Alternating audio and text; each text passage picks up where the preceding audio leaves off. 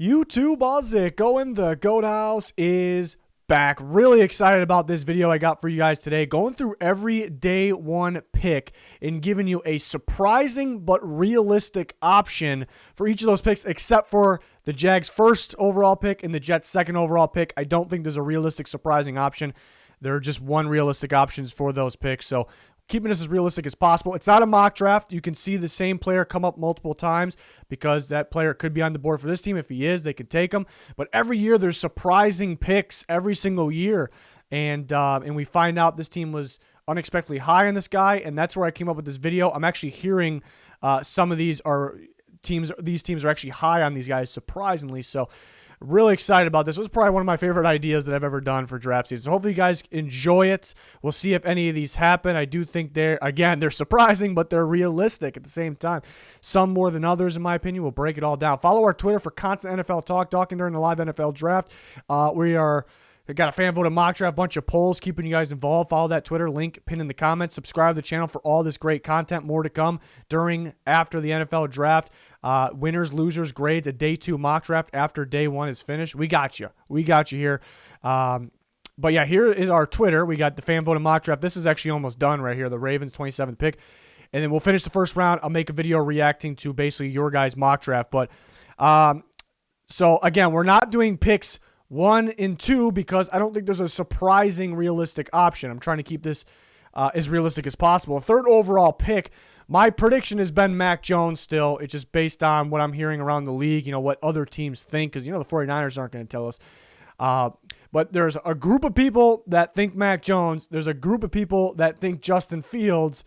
Trey Lance is still a possibility. My prediction is still Mac Jones. So this one wasn't as fun as the rest of them because other ones, are surprising picks, but I'm starting to think they could really happen. This one could happen. My prediction's still Mac Jones, but Trey Lance does fit the Shanahan scheme. But I guess the question is he a run-first guy? Is he a pass-first guy? Doesn't have a lot of pass reps throughout his career. You don't like that. And he played only one game in one game this year. So that's a little scary, but he does fit. He kind of fits Shanahan's system at the same time of bringing a new style and the new generation, the new era, the athletic running ability, I guess. But one side, Mac Jones out there in the draft world, whether it's fans, media, whatever, and then one side, Justin Fields. Mainly the Justin Fields stuff started after the second pro day. Before that, it was kind of Mac Jones heavy and a small group of Trey Lance.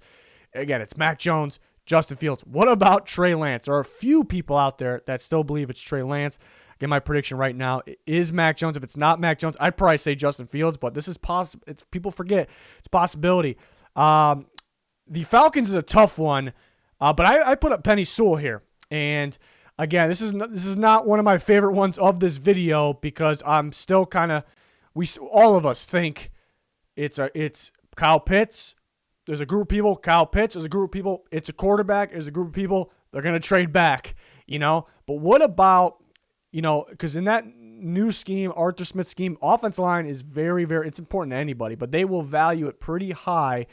And what if they just aren't, every year we learn things like this. What if they just don't love Caleb McGarry? He's been kind of hot and cold.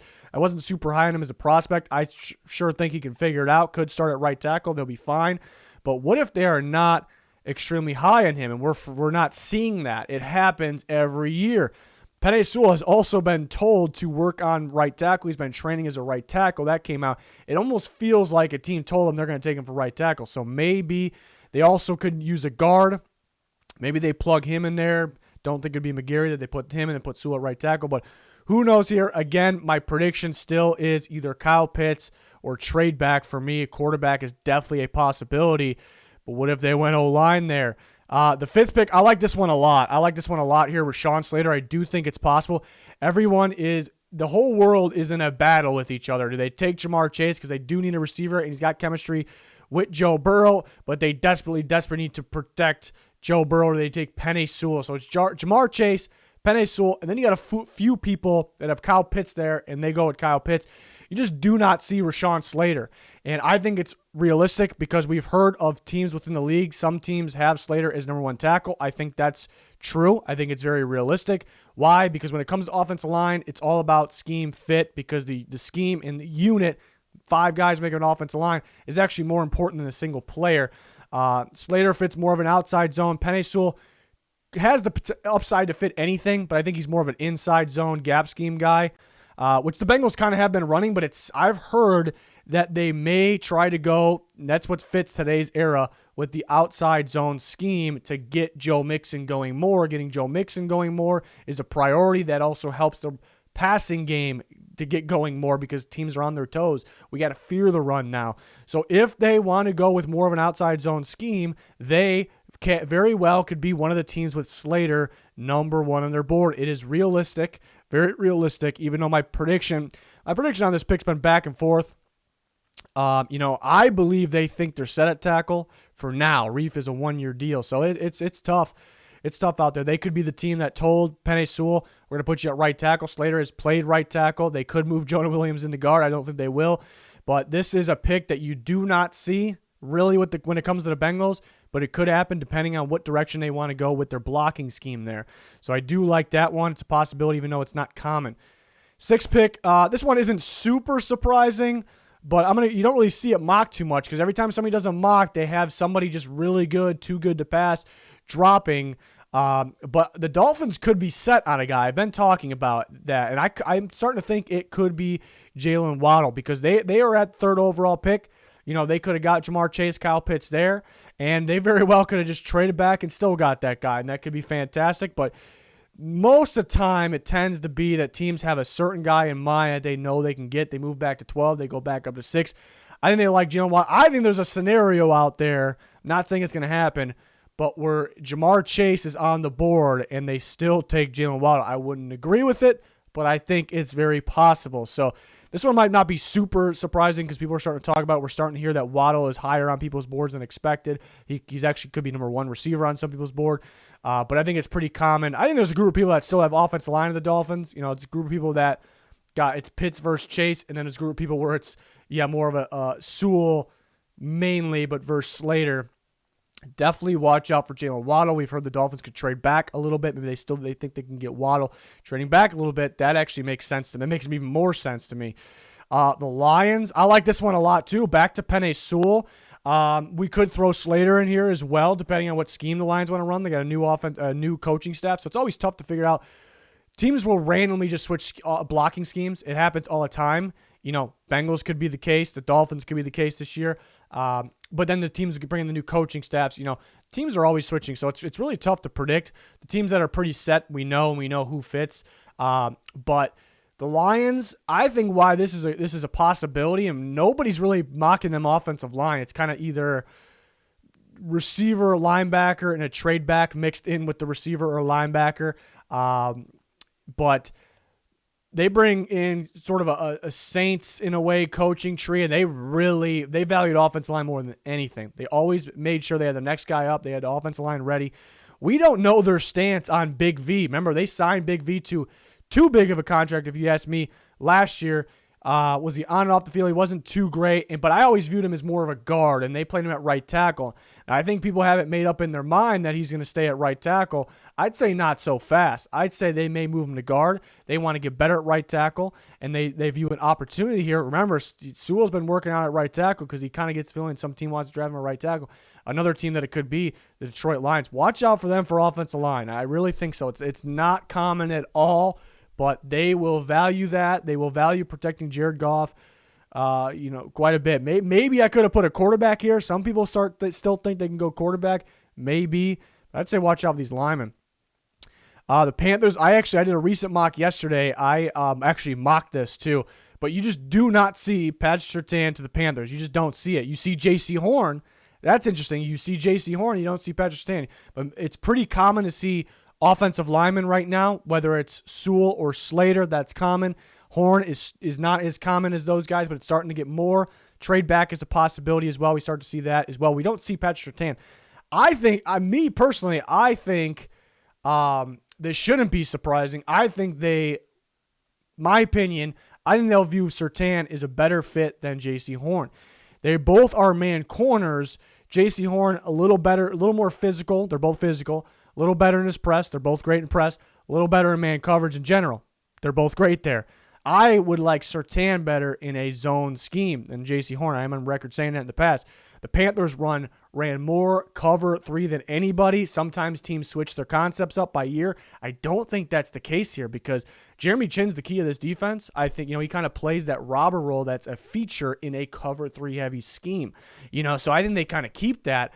In my opinion, Surtain, I think, would be a little better. I have J.C. Horn corner 1 because what he does, the lack of separation he allows is ridiculous. Surtain is right there with him. It's very close, but for zone heavy, I would actually go Surtain over J.C. Horn, but Horn could adapt to that for sure. So I'm just surprised we don't see this too often. I keep hearing from with quotes from within the league that Surtain is just really high on teams' boards. Teams looking for defense. He's really high, higher than even in the media's fans are pretty high, higher than them. But that doesn't apply to every team. So we got to try to predict which team is which here. The Broncos, Rashawn Slater, if he slips through, there's a chance one of Slater or Sewell is there at 9 for sure. It's definitely a possibility. Could be either one, just different scenarios. The Broncos are getting Jawan James back. I thought when they signed him a few years ago, he was probably one of the better right tackles in football. He's barely played any snaps for them since he's played, though. Injuries, opt-out. So that has really not worked. There's nothing. But again, he's expected to be on the field. He's a pretty good right tackle, but nothing is set there, and they could be looking for the right tackle of the future. Again, Slater was left tackle. He played right tackle early in his career, could definitely easily make that adjustment over.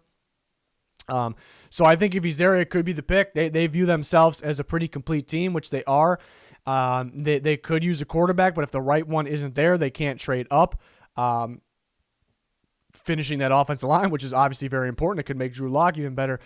Is a possibility here. I think if they don't like the quarterbacks on the board, I do think a trade back is a possibility. They're not going to trade back and get Slater, though. He won't be there. He may not be here at 9, but he could be. So I think it's a possibility. I'm surprised we don't see that more often.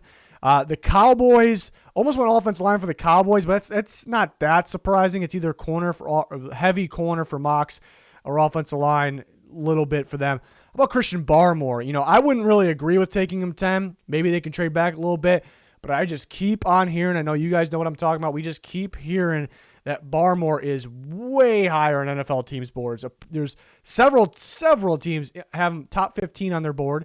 And the way I've been reading things, hearing things, it sounds like there's teams that have top 10 grade on Christian Barmore. They love his upside. I could see the upside. I could see it for sure.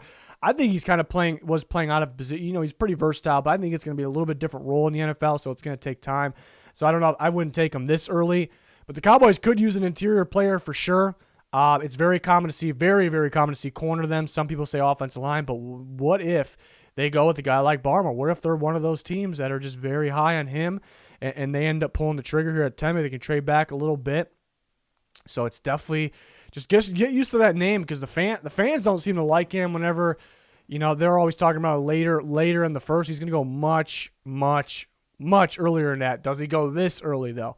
I don't, wouldn't be my prediction. It's a possibility from what we all been hearing, though. The Giants, I actually mocked Azeez Ojulari to the Giants in yesterday's mock draft. I had them trading back a little bit.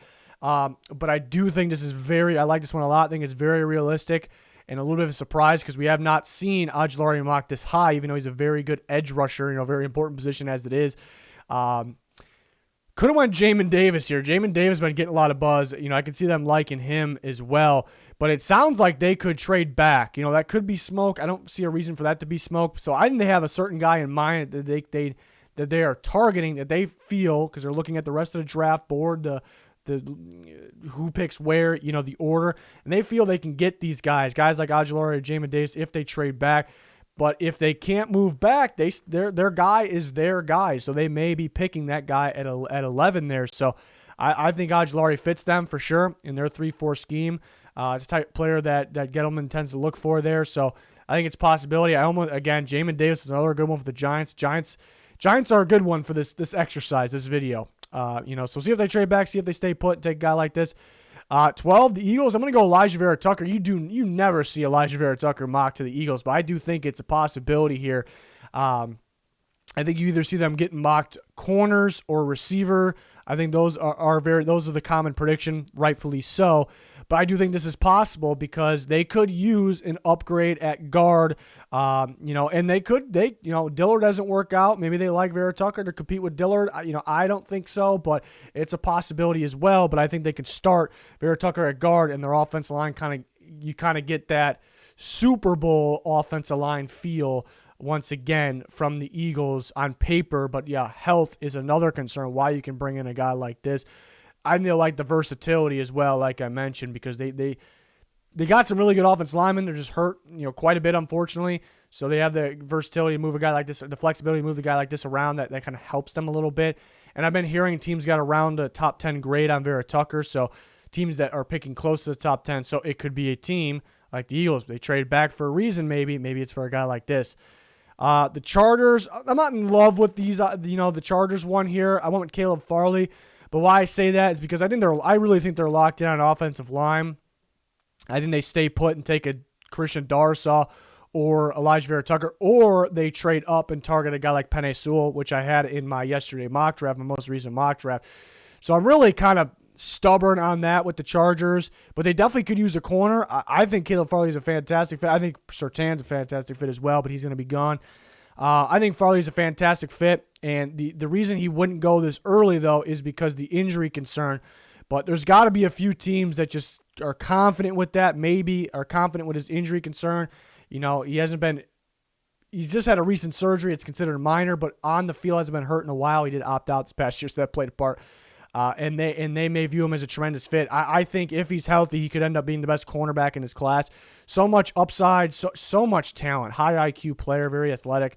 So one of these teams could just see past that injury concern. They check him off. He's good to go. They don't cross him out, and they just see the upside in Brandon Staley's defense here. So again, I'm pretty stubborn. I'm pretty stuck on with them. I don't like this one as much as the other ones. The Vikings, Jason Oweh, I've talked about this being a fit. A lot of these pass rushers in this draft, I think, especially in the first round, I think they feel like Vikings pass rushers. And we know they desperately need offensive line, and that seems to be a common pick. But they could be more, and if I had to put money on it, it really depends on who's the board. 'Cause I think they'll like Darsaw a lot, but he could be gone. But if I had to put money on it, I'm still leaning offensive line, even though I think they'll like these pass rushers. And they are more of a round 2 and 3, even though they don't have a round 2 picks. That's the problem. But they have a bunch of round 3s. But what I was getting to, they're more of a day 2 offensive line building team there, even though it hasn't really worked out super well. But they have found some solid pieces. Brian O'Neill being a very good right tackle for them where they found him. So maybe they can rely on that a little bit. Jason Oweh, I've been comparing him to Danielle Hunter for a bit. I do think he has a ways to go to be that, but Danielle Hunter did as well. And I see, apparently teams in the league are comparing him to Danielle Hunter as well. So I can see the talent there with his upside. I think a team like the Vikings will see it as well. They trust themselves in terms of grooming these players in a hurry, pretty much. So that they could fall in love with a guy like this. It's tough to see the Vikings not go offensive line, but I wouldn't be against this pick. I would, because Oweh is growing on me with his upside, and if he lands with a defensive line unit like this, coaching staff like this, it'd feel pretty good about him. So I think it really shouldn't be a surprise if they take a guy like this. It really shouldn't be, but it will be to some people. Patriots, going with a non-quarterback here. Devontae Smith could fall. I don't think he should fall down boards. I don't think he should. He's an elite grade for me, but he could be because, small frame. Some guys are not too smart with that, around the NFL. They just they think about it too much. The guy can play straight up. The Patriots, I don't think would have a problem with them. They've had receivers like this in the past. They loaded up I shouldn't say loaded up. They got a number of guys for their receiver unit. I think they're always looking for more. They get better here. So if they don't trade up, they end up staying put, and this guy sits there for them. Sitting there for them, I think they could take him. So it shouldn't be too much of a surprise, even though they loaded up on some receivers. This next one's an interesting one. This is an interesting one. It's going to surprise a lot of people. Cardinals and Zaven Collins from Tulsa. And I say that it is interesting. I don't think they should make this pick. It's surprising to me. I've heard that the Cardinals, this could be fact or smoke, I've heard that several times, from good sources, that the Cardinals are extremely high on Zaven Collins. And that's surprising to me. whether you view him as a linebacker or an edge rusher. I don't think they would view him as a linebacker. Took Isaiah Simmons last year. They have a number of linebackers in there already, Hicks, etc., that are pretty good. They got edge rushers right now, but I suppose they could look out for the future and get better right now. But Collins isn't. He's an upside guy as an edge rusher. So I would still be. It's one of those ones where I was warned. I was warned. I'm warning you guys right now. But I would still be surprised if it happened at the same time. You figure out, is it fact, is it smoke? Because this leak, it's leaking out there. It's legit. It's not somebody stupid leaking this stuff. It's legit. But now we have to figure out if it's actually legit. First, it's not somebody just putting out a random rumor. But for every rumor that comes out, even if it's a credible source, you have to find out if it's fact or smoke at this time of the year. Reasons it would be smoke, though. Why would this be smoke? That would point towards them being interested in if it was smoke, a different edge line or linebacker. I'm thinking edge type of guy or hybrid type of guy. So teams get sold on him. They're not worried about Cardinals taking the other guys. If it's not that, then it's fact. They are in on Collins. It'd be surprising. I know the fans wouldn't be happy about this at all. But maybe I keep hearing it too. It's kind of been kept quiet for a while too. So I thought that was an interesting one. That'd be surprising, especially if they took him at 16. Maybe trade back, feel a little better. Raiders going to go Jamin Davis. We've heard Jamin Davis is soaring up boards. He's definitely been a big riser for me from the start of the offseason until now. I love his game. It's a little risky because he was only a 1-year starter. It was only 1 year this level of play, I shouldn't say production. But he's really the only true inside linebacker in his class. You have the idea that a guy like Micah Parsons, sure, he can play inside if you need him to. Jamin Davis is the only true inside linebacker that also could play outside. He can cover at a high level. He improved every step of the way in terms of filling gaps, making correct reads, freaky athlete. It's all going to depend on the Raiders. Gus Bradley, his views on their current linebacker unit. Corey Littleton's a guy that could play inside or out. I think he fits out in that scheme. And then Nick Witkowski, where do you view this guy? Do you view him inside or out in your scheme? Do you view him, because he's been up and down career, been a backup for a bit of his career, or do you factoring in, do you view him maybe on the bench, even though he's getting paid a bit? How many linebackers do you want out there at a time? Do you want to get a linebacker that can fill in the slot, can cover? It's a lot of questions here. I've just been hearing that Jamin Davis could go in this range, so I thought that the Raiders were an interesting team, that maybe this is the surprise pick with other teams. For the Dolphins, Joe Tryon, another name that is getting a lot of buzz, that it sounds like from within the league that he's going to go in the first round. That's what it sounds like. I do have a first-round grade. I've had a first-round grade on him. The only concern there, he opted out this year, and he's only had one really good year. Played kind of a hybrid role in Washington's scheme where he would pay a pass rusher, and then he would kind of drop back in coverage. That sounds familiar. Brian Flores' defense kind of features one of those guys. They cut Kyle Van Noy, who was one of those guys. If you had to pick which one Kyle Van Noy is more of, I think it's more of an off-the-ball, drop back a little bit rather than pass rush, but he is that hybrid player. Joe Tryon, I think if I had to pick one, it's definitely more of the pass rush upside there, and I think that's what the Dolphins are looking for. I've been mocking them guys like this. Zaven Collins is a possibility. One of the pure pass rushers is a possibility. But since Tryon is getting some buzz, I think people are starting to mock him more, but more so in the back end of the first round. And this is in the middle, so this could be a surprise that he goes this early maybe, even though he's very talented. But I do think it's very realistic. I see the fit, and we're now hearing that Tryon is going to go in the first round. So I like that one very much. Washington, back to Jamin Davis, another team. Again, we've heard that Jamin Davis can go in the late teens in that area. It could be a team trading in as well into that range. But it could be Washington. They honestly, this could be the best defense in football even as it sits, but they could use linebackers. They definitely could use linebackers. I know like Davis's ability to cover and stop the run there in the middle could kind of control that defense.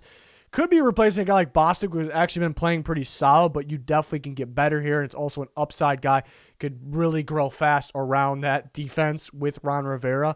So I think they could take Jamin Davis. That could be the team as well. To the Bears, we see offensive line mock to the Bears. We see receiver mock to the Bears quite a bit. But we don't see Terrace Marshall mock to the Bears. It's either Bateman, Tony, some Elijah Moore. Maybe that's more me doing that. But How about Terrace Marshall? They were trying to get their hands on a guy like Kenny Golladay, who's a lengthy outside receiver that can kind of catch the ball anywhere on the field. Terrace Marshall is more of a slot lengthy receiver that could play outside. But this draft is full of those slot guys. But why not? Maybe they'll go for the lengthier one here because that's what they wanted. Because Darnell Mooney's a speedster on the outside. And Allen Robinson's pretty versatile these days. He can play in and out, but more known as an outside guy. So if they're looking for length, but they need a slot receiver at the same time, here you go. He's a fantastic red zone receiver too, so I think they'll like that. Mooney is more in the open field, outside. Not that he can't be good in the red zone, but that's more his game. Robinson does it all, obviously, but kind of could be targeted. I shouldn't say targeted. By defenses, watch for more. And remember, Robinson probably only has one more year left if he does before another contract. So they could be going for a guy like Marshall. That is not mocked enough. And the other receivers are pretty realistic as well. The Colts, Tevin Jenkins. Tevin Jenkins isn't mocked to the Colts too much because either he's gone or because people say Colts don't need a right tackle. They need a left tackle. Very true. It's very true. Tevin Jenkins, very early in his career, actually played left tackle. If there's a team I trust to kind of move a guy to a different spot and develop him in terms of the offensive line, it's definitely the Colts. So I can see that if he slips through, that's really not slipping through in my opinion. This should be more of his range. Could go a little earlier, could go around that Raiders pick as early as then. But I do think he fits the Colts as well. But if he somewhat slips through, again, I think it should be more of his range. The Colts grab him, they put him at left tackle. Another one of those things where, I wouldn't be thrilled with the team taking him to move him to left tackle, but with the Colts, I think we can make somewhat of an exception there. So that's something to look out for. You don't see that too much. The Titans, I'm another Zaven Collins sighting here. Titans, I've heard, done quite a bit of homework on Zaven Collins. And Vrabel was very involved in his, doesn't mean much, I think he just likes to do that, but very, very involved in his pro day workout. But I just keep hearing that Zaven Collins is kind of a Titans guy. The Titans are kind of Zaven Collins guys. I just would be interested to see what they would do with him because they have Bud Dupree as an edge rusher now. Harold Landry already as an edge rusher.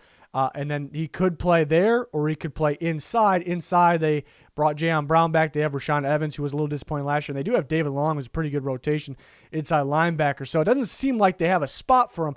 But if you really look into it, Bud Dupree might start off a little injured. Harold Landry's got 1 year left on his contract. Jayon Brown, Rashaan Evans in the same boat. Remember, they signed Jayon Brown, re-signed him, but it was only to a 1 year deal. So they could be looking out for that. They kind of got a unique defense. They give different looks, and I guess Zaven Collins kind of fits that. I think a lot of people mock them a corner or a receiver. Some people starting to get on the right tackle train. If a guy like Tevin Jenkins is there, I don't think he will be. The Colts is probably the latest he goes. But you don't see this too often, so that's something to look out for. The Zaven Collins within teams news, rumors, buzz is pretty interesting. And I went back-to-back here. I went with the Jets with Zaven Collins as well. I think I've been talking about, I think a guy like Azeez Ojulari is a fit. I've been talking about that for a long time. I think if he's there, I think they take him. But I think there's a growing sense that he's not going to be there. So I start to look for other fits. I really thought about Joe Tryon. We had him with the Dolphins. I got him with some more teams coming up. So I thought about that because it's kind of that similar, hybrid pass rusher that, hybrid in terms of, could go on the line, put his hand in the dirt, stand up, rush, and drop back in coverage, which Salah looks for on the opposite side of he did for Bosa, which equaled D Ford, and now he's going to do it for Carl Lawson. So Tryon kind of fits that as well, but I think Zaven Collins is kind of the unique one because what Salah wants that pass rush to be able to do is to be very effective dropping in coverage, and Collins is already very good at dropping coverage. He needs to develop the pass rushing skills first. I think he could be pretty appealing to Salah, but Collins, Tryon could be the surprising pick. Tryon shouldn't be that surprising anymore because it really sounds like from all of us have been hearing, everyone listening to this video should have heard it, Tryon's going to go in the first round. That's just what it sounds like. Is that guaranteed? Absolutely not, but it sure freaking sounds like it, and that's a realistic pick then. If he's going to go first, so that really shouldn't be that much of a surprise. I mocked them Tryon yesterday. Some people were not happy with it, a little confused by it. Really shouldn't be at this point. Speaking of Joe Tryon, the Steelers, 24th overall. You don't see, besides me, you don't really see the Steelers getting mocked pass rushers too often. I do think it's realistic. They got a lot of needs. They could go running back. They go offensive line, multiple different types of offensive linemen. They can go corner. I do think edge rush is a possibility because it's very important to them. It should be to every team. This team's going to live and die by their defense, Mike Tomlin style. That's how it is. When they lost Bud Dupree, their defense seemed not just worse. It seemed a decent amount, a good amount worse, a bad amount, I should say. I like Alex Highsmith, was one of my sleepers last year. Got pressure, didn't get enough production, but that's okay. But I think it's very important to them to get better at the position and at the same time have a pretty good rotation. Doesn't mean they're for sure taking edge rush and they for sure need to. Does not mean that at all. Joe Tryon to me is a fit. We're hearing a lot of buzz that he can go around this range. So I think this would be a realistic, surprising pick because I think an edge rusher in general would be surprising. So that's why I put Joe Tryon. I think he does fit their 3-4. Jaguars, I've been talking about this a bit. I do think they surprisingly could go with their running back. James Robinson looked like one of the better backs in football last year. So I know the common response is they don't need a running back. I really can't stand when people say that, to be honest. But I kind of agree with them at the same time on this specific moment. But it's because it's not always about need. They're not going to take guy. That's really not what it's about. So I don't really like when people say that. But I wouldn't take ETN here. I have a second round grade. I think he's a phenomenal ball player. But yeah, I wouldn't force anything here. You have a lot of picks, so that's where I would agree with those people. Maybe I don't agree with that, the way they say it, but I do think it's a possibility to fit in with Lawrence. That's kind of a bonus that they have the chemistry that works, but get more of an outside guy, a guy that can catch the ball in the backfield. ETN's not really a guy that's going to handle 20 carries a game, especially inside. He's not going to get even 10 carries a game on the inside. So that's a pretty good pairing, James Robinson, ETN. So you can kind of convince yourself that it makes sense. But I'd watch out for that. Maybe a trade back. Maybe if he lasts their first pick in the second round, it's a possibility. Maybe they just pull the trigger. I didn't really expect the Raiders. When the Raiders took Josh Jacobs, I know other people did. I didn't really expect it because I kind of played the rest of the board, played the rest of who was picking behind them. Like, there was really no reason to take it there, trade back, or wait. But a similar thing could happen here, Browns going Levi Onwuzurike here, defensive lineman from Washington, I think could be a possibility. I like Onwuzurike. I wouldn't really like this pick for the Browns, though, because it's a very contradicting pick, in my opinion. They had Sheldon Richardson. To me, he was a damn good 3 technique. Damn good defensive tackle. I thought the games Myles Garrett was out, Richardson was picking up some slack. Obviously, they're different positions, and obviously you'd rather have Garrett in there, but not rather. We want them both, but Richardson's a hell of a ball player, in my opinion. So I didn't like cutting him, but cutting him, it basically means you're kind of devaluing that spot. You don't want to pay that much money for that spot. They did ask him for a pay cut. So I think using a first-round pick on a guy is more value than any type of money, my opinion, but I think that's a lot of people's opinion. So all of a sudden you're valuing it again. You could have had Sheldon Richardson and taken something else. So it wouldn't make much sense to me. But Onwuzurike could fit in there. He can fit in there. I love his get-off, explosive get-off, in the way he gets off the ball. It's ridiculous. So could be a pretty good player for them. I just wouldn't love the pick, but I wouldn't be that surprised if it happened at the same time. They seem to be mocked linebacker and still edge rush. They got Clowney, injury concern, 1-year deal. So those seem to be pretty common. I'll see Barmore, but for interior, but he's not going to be there. So this is kind of one to look out for here. Baltimore has 2 picks in the first round now after the Orlando Brown trade, the first one. Bringing back Joe Tryon. This it really shouldn't be that surprising at this point because, again, we kind of know Tryon could go in the first round. I think he fits. He fits a 3-4 better than a 4-3, which I wouldn't really disagree if a 4-3 team took him. But if it's a 3-4 team, better, and he has experience dropping in coverage. The Ravens, outside linebackers that are their pass rushers, drop in coverage more than any other team because they blitz their inside linebackers quite a bit. So that would make sense to me. So it really shouldn't be that much of a shocker, especially now that they got 2 picks. The Saints corner and receiver seem to be pretty common. So I went with the corner that's a little outside the box. I had a hard time here because I was thinking about both Georgia corners, Tyson Campbell, Eric Stokes. I think they both could be somewhat realistic picks for the Saints here, but would be a little bit of a surprise.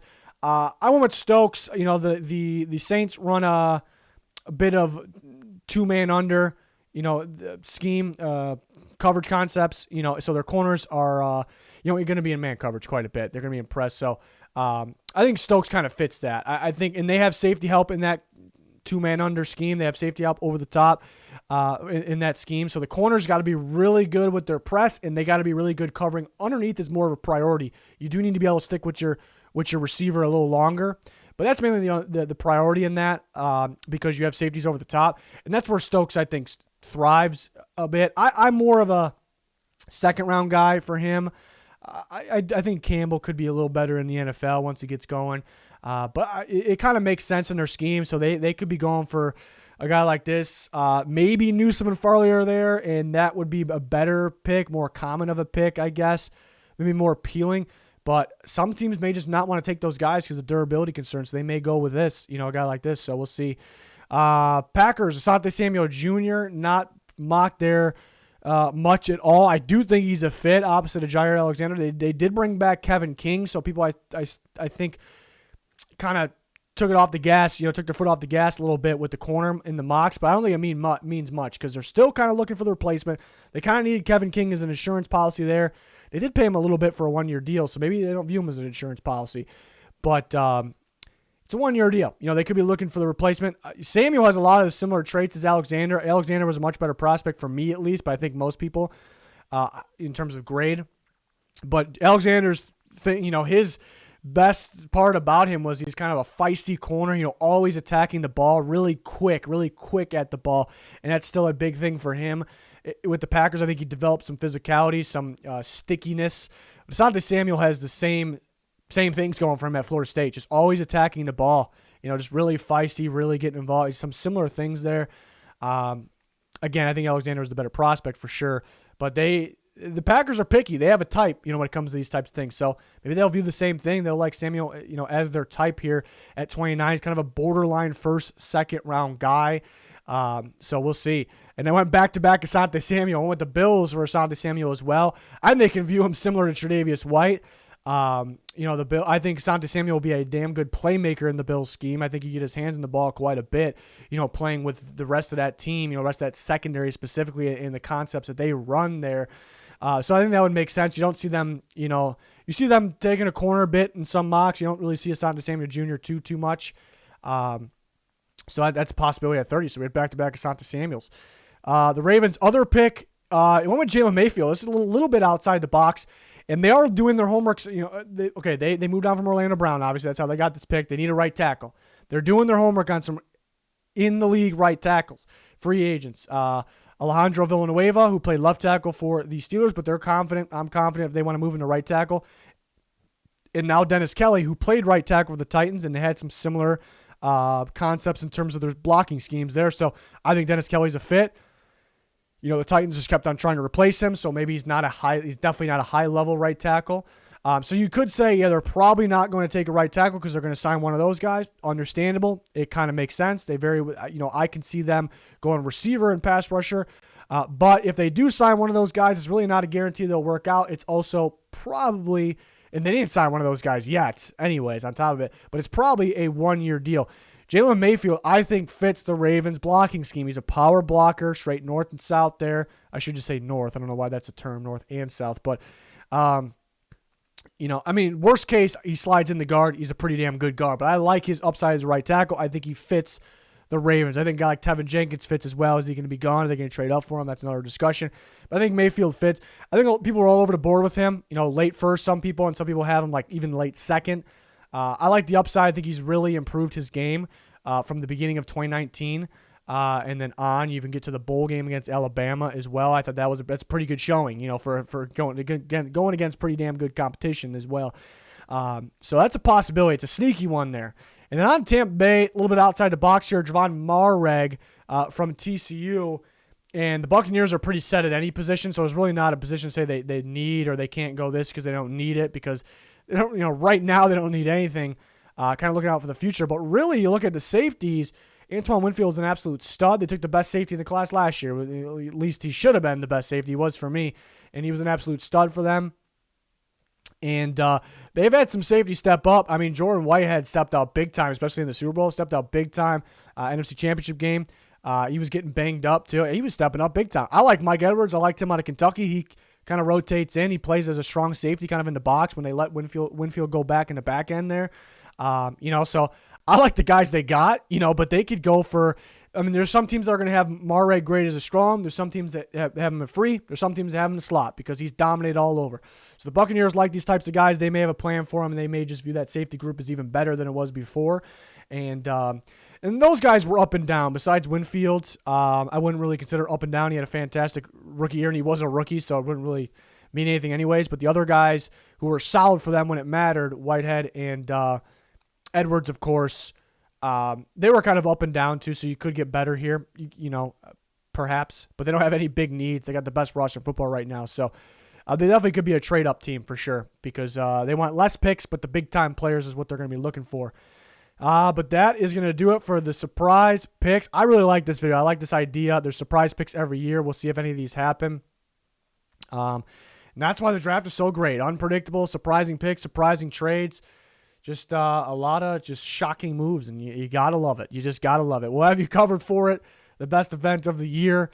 We'll have you covered here during the draft, after the draft. We got all the videos. We got all the content here on our Twitter as well, so check it out. But that is going to do it for this one. Thanks, everyone, for watching.